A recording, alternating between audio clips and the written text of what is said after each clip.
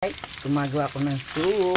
Ayan, may bawang, sibuyas, luya, itlog na maalat, at may vanilla.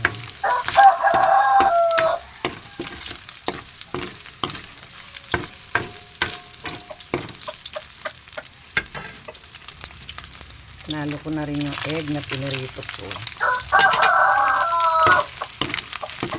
Nililipat ko siya sa kasirola kasi may sabaw tong lulutuin ko. Soup nga, soup. Wait lang.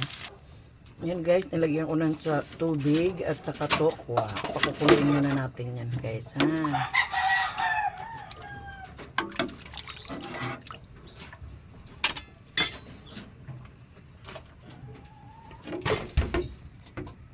Guys, luto na ang ating tokwa and egg soup.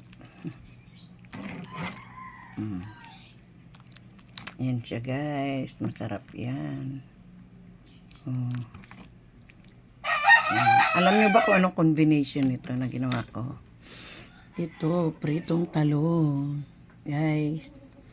At ang sausawan ng pritong talong ay bagoong isda na may kamatis, sibuyas, sili. Yan, yummy guys. Sarap.